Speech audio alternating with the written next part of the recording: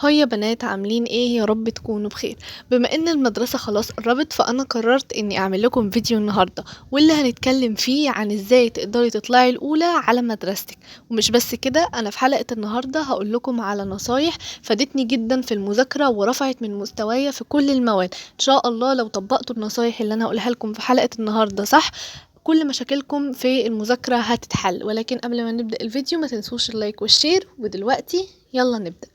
قبل ما نبدأ الفيديو يا بنات، حابة اقول لكم ان كل النصايح اللي في حلقة النهاردة دي انا طبقتها وجربتها، ويعني انا على طول الحمد لله يعني بطلع من الاوائل، والسنة اللي فاتت طلعت الاولى عشان مشيت على خطة دراسية معينة. ان شاء الله هقولها لكم برضو في اخر الفيديو، فتابعوا الفيديو للاخر. اول حاجه بنات، قبل ما اقول لكم على اي نصايح او على اي حاجه، ابعدوا التليفون عنكم، واي مشتتات تانية حطوها في اوضه بعيده عن الاوضه اللي انتوا هتذاكروا فيها، لان السوشيال ميديا هي اكتر حاجه بتضيع وقتكم. زي ما انتم شايفين بتفضلوا ساعتين تتفرجوا على ريلز وتشوفوا بوستس وحاجات، فابعدوا الموبايل عنكم.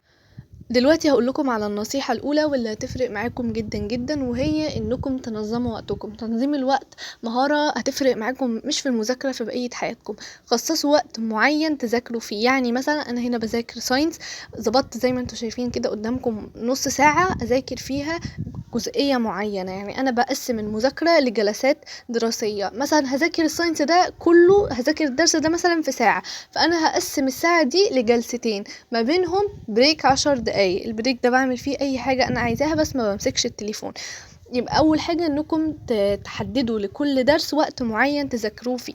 زي ما انا قلت لكم كده، بعد كده انا بعد ما بخلص الجلسه الاولانيه نص ساعه بظبط لنفسي 10 دقايق بريك، ان انا بعمل فيهم اي حاجه انا عايزاها، اي حاجه بحبها، اشحن طاقتي فيهم تاني. بس ما تمسكوش فيهم التليفون، عشان لو مسكتوا التليفون ال10 دقايق دول هيبقوا ساعه، وبعد ما ال10 دقايق دول يخلصوا هرجع اكمل مذاكرة عادي جدا.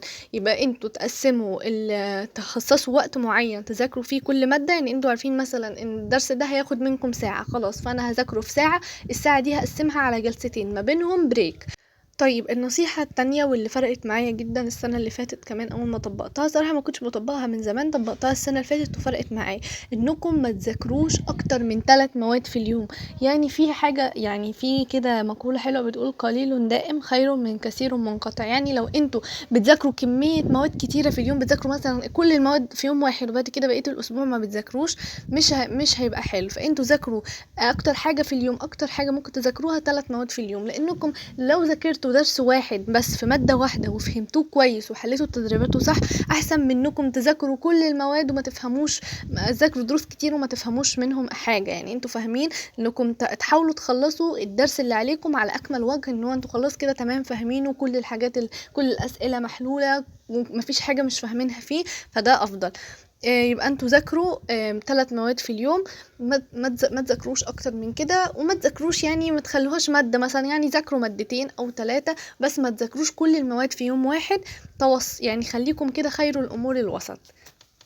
وحاولوا يا بنات على قدر المستطاع انكم تخلوا المحيط اللي حواليكم نظيف ومترتب. يعني سووا المكتب بتاعكم من قبل ما السنة الدراسية تبدأ، يعني من قبل ما المدارس تبدأ، ورتبوا الكتب بتاعتكم، هاتوا الاقلام اللي انتوا هتحتاجوها من اول السنة، عشان اول ما تبدأ المدارس تكونوا منظمين كده، وتكون كل حاجاتكم جاهزة، ما تضطروش انكم كل يوم تنزلوا تشتروا. دلوقتي بقى هقول لكم على خطة المذاكرة اللي انا مشيت عليها، وحقيقي غيرت من درجاتي جدا ورفعت مستواي جدا جدا. اول حاجة انا بكتب المواد اللي انا بدرسها في المدرسة بالنسبة لي انا من الاصعب للاسهل. يعني اصعب مادة انا بالنسبة لي الساينس، وبعد كده العربي، وبعد كده الدراسات، وبعد كده الانجليش، وبعد كده الماس.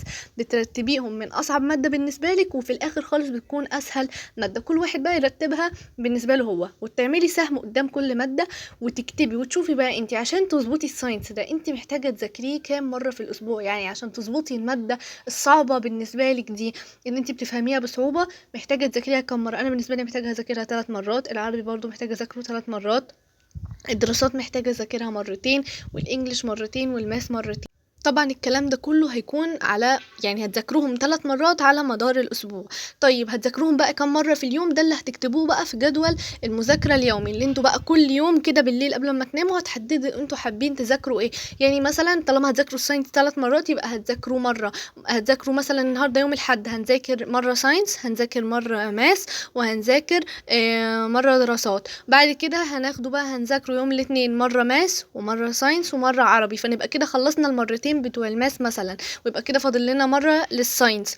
يعني انا قصدي يا بنات انكم تذاكروا يوميا، بحيث انكم تيجوا اخر الاسبوع تلاقوا نفسكم انكم ذاكرتوا عدد المرات المطلوبة لكل مادة. طيب حاجة تانية برضو مهمة، خصصوا يوم فري في الاسبوع ما تعملوش فيه اي حاجة. انا كتبت هنا ان انا هذاكر يوميا ما عدا يوم الجمعة، وهذاكر 3 مواد فقط. بس يعني انا هذاكر طول زي ما انا قلت لكم هذاكر كل الاسبوع ما عدا يوم الجمعة، هاخده فري اعمل فيه اي حاجة انا بحبها، اجدد طاقتي عشان ما افصلش.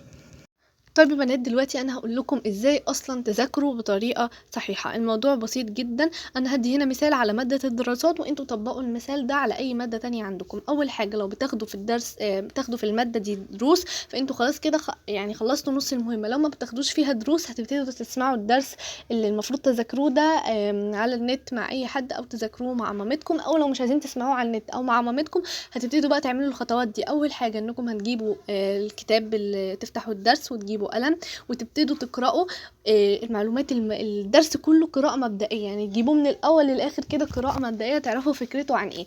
بعد ما تقرأوه قراءة مبدئية نبتدي نمسك فقرة فقرة للدرس ونقسمه ونقرأ كل معلومة. مثلا مادة زي الدراسات هنضطر ان احنا نشوف أماكن مثلا كل شيء على الخريطة. لو هتذاكروا تاريخ فهتشوفوا تحفظوا تواريخ الأحداث المهمة. لو هتذاكروا ساينس بيبقى فيه مركبات، بيبقى فيه اللي هي معادلات تفهموها. الحاجات دي يعني في كل مادة، لكن انتوا في المجمل العام انكم لازم تخططوا تقسموا الدرس نفسه في كذا فقرة، وتذاكروا كل فقرة لوحدها تقرأوها كويس وتفهموها وتشرحوها لنفسكم وتعيدوا وتزيدوا فيها كتير. بالطريقة دي الدرس هيثبت في مخكم وما هتنسوهوش. بعد ما تخلصوا الطريقة دي يعني تذاكروا كل الدرس يعني بعد ما تقسموا الفقرات وتذاكروا كل فقرة وتخلصوا الدرس كده كله، هتجيبوه بقى كله من الأول للآخر، تحاولوا تختصروا المعلومات اللي فيه بطريقة بسيطة.